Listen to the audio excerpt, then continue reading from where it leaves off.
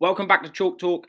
Chelsea opened their Premier League campaign with a 1-1 draw with Liverpool, Mauricio Pochettino's first game in charge at Stamford Bridge. Okay, looking at some of the key statistics then, we can see here that Chelsea had more ball possession. That was very evident from watching the game. I think the percentage in the first half as well was even greater than this.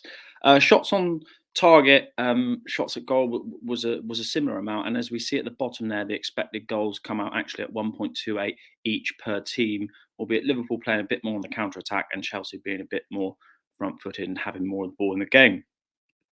So, general tactics of the game look a little bit like this. Liverpool lining up in their 4-3-3 shape, obviously with a few new signings there. Obviously, McAllister and Szoboszlai in the midfield. And Chelsea looked to line up in a 3-5-2 formation here. And we'll go into some of the features of that in this video.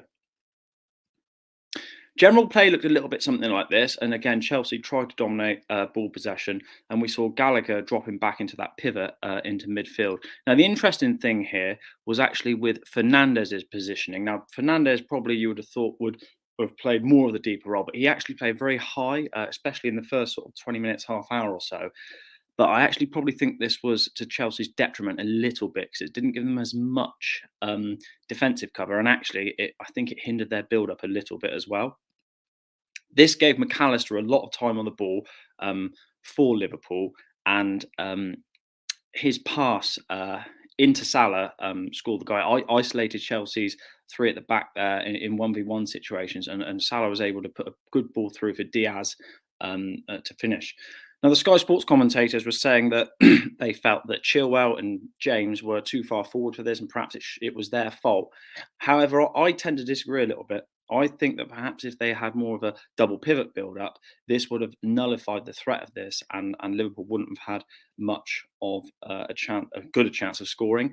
If Fernandez and Gallagher would have been a bit deeper like this in that double pivot build up, I think this would have probably nullified that Liverpool attempt. Anyway, moving on throughout the game, actually Fernandez did then drop back a little bit more, as you can see from this visual here. And Chelsea's shape tended to look more like this then throughout the rest of the game. And interestingly, Sterling was dropping back into these little pockets, as you can just see there. And it gave Van Dijk a problem. Should he follow him? Shouldn't he? Who picks him up? And Sterling was causing lots of problems in these little pockets for Chelsea. Interestingly, that opened up a lot of space for Chelsea down that right flank. And actually that was where the goal came from, built to the set piece, and to CC scoring on the 37th minute to bring Chelsea level. So like I said, Chelsea's shape actually generally looked a bit like this. Pochettino did say that he was more of a lopsided four at the back, but general play did look a lot like this with the wing backs pushing high and wide. And I really like that feature of Chelsea's game plan.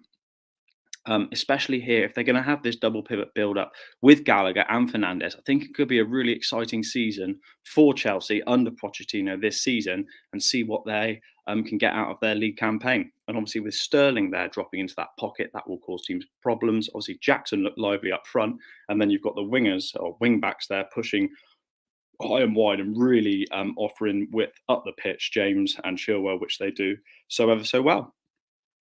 Thanks very much for listening, guys. Let me know what you thought of the video. If you spotted anything that I